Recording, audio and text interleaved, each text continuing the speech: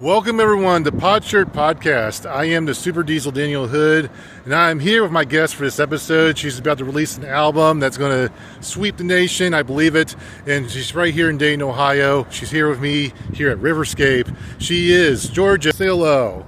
Hello. All right, thank you for being here today. Tell us about the name of your new album that people should be listening to. Sure, thank you. It's called I'm Still Here, and that's the title track to the album. It's kind of reflective of a lot of things. I also joke and say that it sounds like a comeback album, even though it's my first album. That's okay. I'm still here, but it's kind of reflective of my own experience as a person, finding myself, I guess, for lack of a better phrase. On Thursday, May 14, you dropped this album that I will be listening to soon, and hopefully the whole world will listen to. Well, let's get track by track. I want to talk about this album. So, tell us about the first track. Well, what's the name of this? What's the title of this track? And then what it is, I guess. What I think the meaning is. That's what I do with my guests. I guess what they were thinking of when they wrote this song. You can tell me if I'm right or if I'm wrong, but then you tell the real story. So that's how that works. So tell us about the opening track for I'm Still Here. Okay, so I'm Still Here, the opening track is I'm Still Here. It's the title track. Absolutely. So I'm Still Here. Well, I'm trying to think, because I know sometimes people, they have two different meanings for the name of their album, and then when they name the song after that, they have a different thing in mind, because I had an artist do that. So I'm thinking I'm Still Here. I'm thinking you're someone, you've waited a long time to release an album, since this is your very first release, and you do shows, you just do these little gigs, and then this opening track, for people that listen to it, they're like, hello world, I'm Georgia, and I'm still here. But because you're discovering me, but I've actually been here this whole time. So am I correct on that? Yes, that's really all right. Way to say it. You said it better than I do. Oh, well, all right, I'm glad I got it right. Yeah. So I'm all right. So that's the opening track. But let's go ahead. Now, I'm thinking these further tracks that as we move up the list here might be a little bit tough for me to guess, but I'll try anyway. So let's talk about track 2. What is the name of track 2 of this album? Track 2 is called Make Believe. Make Believe. Oh boy, I'm thinking this is Make Believe. I know that's something that like young children like to do when they go out and play. They make believe that they are a character. They just go out and like, ooh. So I'm thinking maybe this song is about your childhood and you make believe characters while you were playing and goofing out. So am I correct? You were really close. All right. It's like a high school. I'm recalling old high school memories, or okay. Like, but yeah, younger days, and thinking at that time that I thought I wanted what was make believe to be true, but it actually, it wasn't. Little deep dive into that. You said things that was not really wanted to be true. Is there something in particular that you wanted that was like fake, but you was hoping to become reality? Is there something that you wish to share? That's exactly it. It was just like things that I thought in my head that it's kind of like a love song, sort of it sounds like a 50s like prom song. I don't know, like slow dance kind of vibe. And, yeah. So yeah, just I don't know. Well, that's a fair answer. All right, but excellent. So let's go ahead and move on to track 3. So what is the name of track 3 on this album? Track 3 is called Angels Goodbye. Angels Goodbye. Oh boy. Yeah. Okay, I'm gonna give you a hint because this one's strange. Okay, give me a hint. Okay. It kind of was inspired by a book I was reading that's kind of like a romantic fantasy. So. Oh. Yeah. Well, then I think I'll give a dark answer. I'm thinking an angel's good, because I know when people die, they think they're about to go see an angel in the afterlife. I'm thinking maybe the angel died, like maybe the angel was in battle and it died and it said goodbye before it went, and maybe this angel went to hell or someplace awful because it wasn't good enough for heaven. So something dark. So you're like spot on.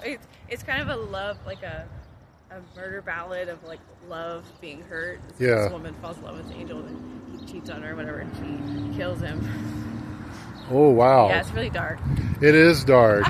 It's very dark. Now this novel, where'd you get the what novel that gave you this inspiration for this song? My friend started me on the ACOTAR series, which is very popular. But but it was my first time diving into that world. I haven't read much in a long time, and it's fun to read. I found that again. So. Absolutely, yeah. I've heard of it. I just haven't taken the time to read. There's like millions of books out there, so maybe one day I might read the first volume of that book, because I have heard good things about that. Just to check it out, to kill time. Yeah, try it. Absolutely. So let's get to number 4. I'm going to show the 4 for the people at home. This is from your album, I'm Still Here. So what's the name of track 4 of the album? Of the song on this album. It's Wishes. Wishes. Okay. I guess I'm thinking like a genie in a bottle, the classic Aladdin story where you rub the lamp and he gives you 3 wishes. So is this about maybe not the genie, but maybe some mysterious force? They come, sees you, Georgia, and they give you multiple wishes. And then you talk about the wishes in this song. So am I correct in this theory? I feel like part of it is correct. It's half me, right. Yeah, me wishing for things that I think are there, but you don't quite have a grasp on or something. I can relate. Yeah. Yes, I want something, but then it kind of it seems so far away. It seems closer than it actually appears. So a nice little metaphoric song. Yeah. Because a lot of people can relate to that. Yeah. All right. So that's track 4. Whenever we get to number 5, do it this way, people can see that. All right. So number 5. So what's number 5 on this album, Georgia? Number 5 is it's my longest titled track ever. All right. Because I found it entertaining as a thing to write name. But it's Don't Come Back Knocking on the Door of My Heart, because no one will be home. Wow, let me think. Say it one more time. Yeah. Don't come back knocking on the door of my heart, because no one will be home. What? Okay. I'm thinking that sounds like maybe it's a breakup song in which this guy, he broke up with you, or you broke up with him, and then he wants to come back to you. And it's a metaphor, that big long title of yours. Yeah. Like, listen, I'm not home. Go somewhere else, buddy. Exactly. All right. That's exactly it. All right. So this breakup, was this a real life breakup that you speak of? This is something nice that you just fought off in your head? Yeah, I was walking and for some reason that popped in my head, the lyric, and I was like, what kind of song is that? It sounds like a breakup song. So yeah. Absolutely. Well, I look forward to listening to that, as well as the entire world. 8 billion people, they're going to buy this album. You're going to be filthy rich. I believe it. Stinking rich. So with that, let's get to number 6. And before we get to number 6, yes, people at home, if you want to know where to find Georgia's music, she will have some music videos I'll put in the playlist, along with some live action or non-live action. But anything else that Georgia has made whatsoever, it's out. You can look for it on YouTube, or we will Spotify, Apple. There's a lot of places you can go see music, but I will make a comment below the video to where you can find music. And of course, if there's any updates in the future, I can make those updates. So it's better to do it that way for me instead of just pasting it right below the video, because it's it takes a while to update, and so I just feel like it's better that way. That's just me talking. So that's my update on how you can get news on Georgia and this album and any future changes. Like say she makes a deluxe version of this album, I can make a report there. So that's where you can find it. So with that, let's talk about number 6. So what's this called? Number 6 is called Barbary Allen. Okay, I might be way wrong, but is this about a person who is okay? It's about a magical person, and he does weird stuff in the song. That's my guess. It is a weird song. So this song is originally from first documented. I didn't write this. This is it's like a traditional song. Yeah. There's tons of different versions of it, but the story remains the same. But the first documented use of it was in a letter from the mid-1600s. Yeah. So it's a very old song, but it's like traveled from Europe to Appalachia and has a big history there. Okay. It's about 2 young people that the man falls in love with her. He's dying, and she rejects him. He dies, and then she is overcome with guilt and sorrow and regret, and she dies. Okay. Of a broken heart too. It's Man, that's kind of sad. But man. it's Well, kind of cool, like It sounds evil dark. sound, Yes. yeah. Well, I will definitely listen to that. That's so change of pace because you had some more magical stuff early on, but now we're getting dark. We really get dark in this one. All right. So now Georgia, I don't know how many tracks are on this album, so you can surprise me. Like I'm just going to keep going until you say you're just going to say this. That's it. Because I'm being surprised by this. That's kind of like my new format with these interviews with the album. When people talk about their album, I don't know. The people tell me, and I'm giving a real reaction. This is me giving my real face. I don't know. So anyway, but we're now at lucky number 7. So what's the name of this song? 7 is called "Stay Afloat." Stay afloat. Okay, I've heard that's a common term. People use the term "stay afloat" when maybe they're struggling, or of course, usually if someone's drowning, that's like in a serious manner. They need a lifeguard thingy to stay afloat, literally. But usually, I'm thinking this is a metaphor. That's how most people say that term, as the metaphor of, you know what, bad things are going to happen, but if I keep fighting, I can stay afloat. So is that what this song is about? 100%. All right. Nailed it on the head. Now, what situation in life have you seen yourself trying to stay afloat that you wish to speak of? So I wrote this at a point in my life where I was very lonely, although I wasn't alone. Okay. I'm a mother of 3 children, and it's kind of tied to the "I'm still here" thing. I felt lost and kind of drowning in some ways, and so it was a kind of a letter to myself to stay afloat, and to my kids I hope that they do too. That's endearing. Yes, thank you for sharing that, Georgia. Yeah, that's very endearing. All right. Now let me ask, do we have a track 8 on this album? Yes. All right, so what's the title? El Dorado. Oh boy, El Dorado. I could be wrong because I've heard that term. I've heard that as a song before, El Dorado. For some reason, I'm thinking it was an old song in the 70s called El Dorado.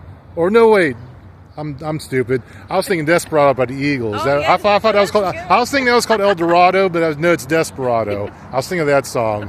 Well, in El Dorado, however, I have heard of the term El Dorado. That was like a character from a book, I think. So I have heard that. So I'm thinking, if you're talking about the character from the book that I forgot the title of, this song is about you respecting this character and how your life mirrors this El Dorado character. So I'm probably way off, but am I right? That's a good guess. It's another of my like fantastical songs that kind of has. Yeah, so yeah, it has. I thought it had a fantasy vibe to it. Yeah, exactly. So that creative, like, what's the word I'm thinking of? Creative fiction or something. Writing a story. Yeah. That doesn't exist yet.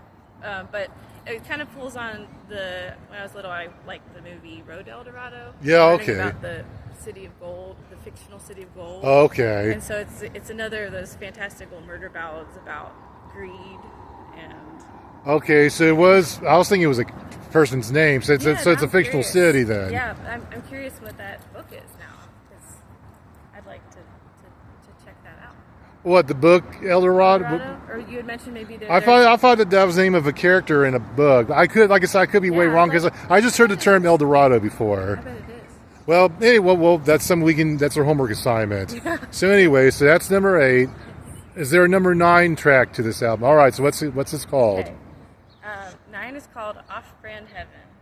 Oh boy, Off-Brand Heaven. Well, heaven, that's always a serious term. I think maybe this somehow relates to the angel song you spoke of earlier, where the angel said goodbye. Maybe this is where the angel went. This angel who died, it went to not the heaven that she or he's supposed to be, but this is a completely different place that no one knows about. And this place, this heaven, belongs. It's weird, but this angel loves being there. So what do you think about that answer? I think that I didn't tie them together, but I think that is where that angel would end up. So the idea of the off-brand heaven is like for people that followed rules but didn't really love their neighbor or have compassion. And it's not hell, but it's annoying. Everything's just a little bit annoying. All right. I've been here with Georgia. She is the mastermind behind Midwestern Mrs. Now I know you're the creative leader of this project, but yeah, who else is with you? Like there's you, but who else helps you make music for Midwestern Mrs? Yeah, absolutely. starting out was just me in the recording process. Some of my friends came on to help add to the tracks and even help arrange some parts of it. And so my friend Jeff Butcher is a great instrumentalist, great songwriter. Tim Pritchard as well, and that's who I recorded with at his studio. His dad, Chip Pritchard, played some upright bass on a number of different songs. Yes. Brian Hoflick played drums on the tracks with drums, and Dan Spoggy played some pedal steel on some songs. Okay, awesome. Yeah. Now, with that being said, we were talking about the previous track. It was Off-Brand Heaven. I think that's an awesome title name. That's original, so I'm excited to hear that. But with that, is there a track 10 to this album? Yes. All right, let's continue on. So what's the name of this track 10? Lullaby. Lullaby. That's way more common. For some reason, I think of the Sean Mullins song from the late 90s. He has a song called Lullaby. And also, that's, a mother or father, they sing lullabies to their kids. So I'm going to take a wild guess. You mentioned you had kids, so maybe this is you singing a lullaby to your kids. It's just, hey, good night, kid. I'm going to sing you a lullaby. Yeah. So what do you think about that answer? 100% correct. All right. So I got to ask, is there a track 11 to this album? No. That's it. Here's my surprise look. Yeah, so we made it to 10 tracks. But in addition, we want to get to know you a little bit more. I asked you to give me 4 songs that throughout your life that's really connected with you. So the first one I want to know about is, what was the first song that you ever loved? Like, say you was a little girl. What was the song that you listened to? Maybe you was like 6-year-old Georgia, and you was like, oh, I really like this song. Mommy, made me play. I want to hear that song. Okay. What song was that for you? That was Colors of the Wind from Pocahontas. Okay. I used to sing that all the time.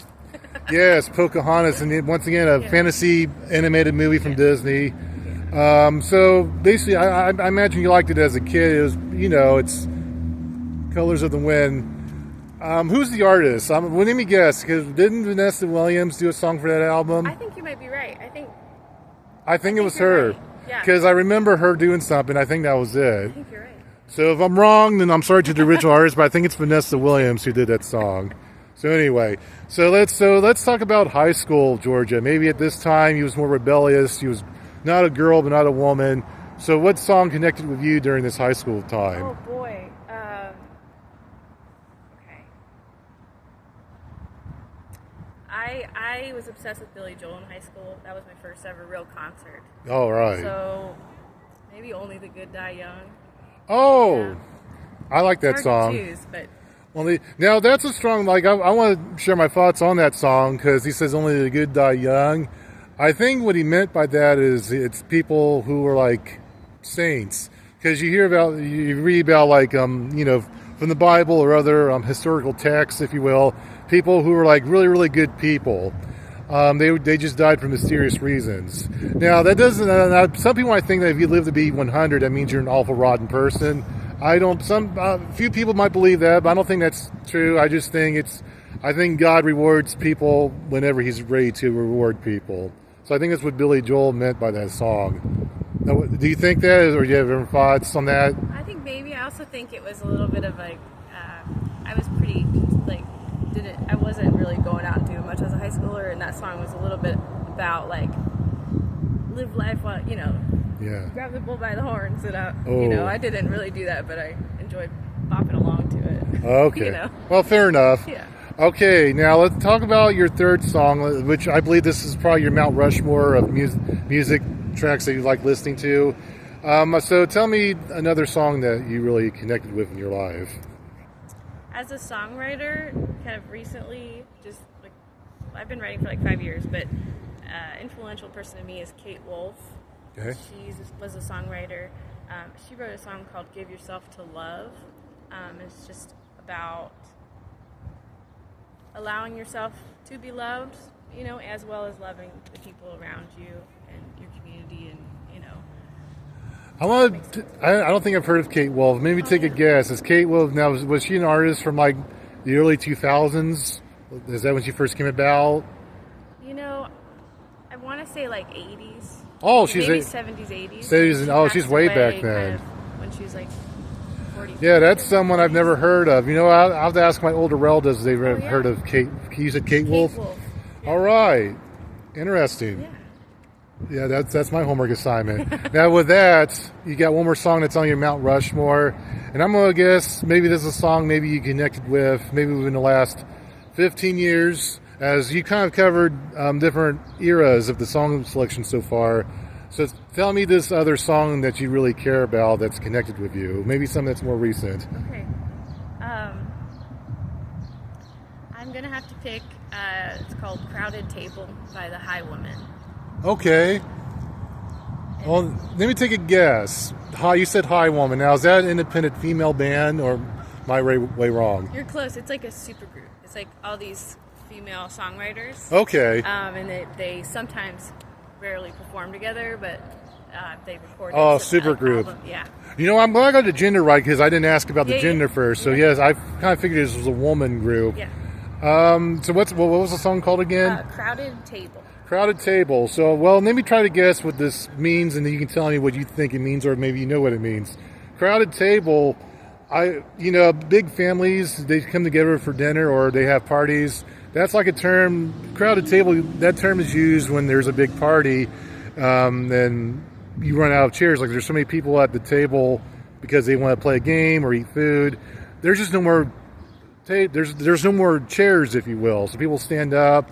And it's just one big crowd at the table, and they're doing something that's happy and important. So, am I correct in that theory? Yeah. Okay. Being together, wanting to be together with people you love. Yes. I think this band Hightower, is that correct? High Women. High Woman. Yeah. High Woman. Women. I imagine when they wrote that song, that's probably what they were thinking. They sound like they like each other. Yeah. But since they're a super group, like they didn't have to come together. They already had a band, but they decided to make the super band. Yeah. And you know what? They sound like, I'm going, without knowing who you guys are, High Women, I imagine you guys like each other. And who knows, maybe I'll interview one of them one day. Because I want to, I'm going to travel the world. I have big goals for this. But it starts right here in Dayton, Ohio. This is my headquarters. So for that, Georgia, that's all the questions I have for you. Let me get over here. We'll do like a selfie thingy. So this is Georgia. Once again, she is the leader for Midwestern Mrs. And check out her album, I'm Still Here. I'm going to check it out, and you will, and make this woman rich. And with that, I want you guys to remember, good music is not dead.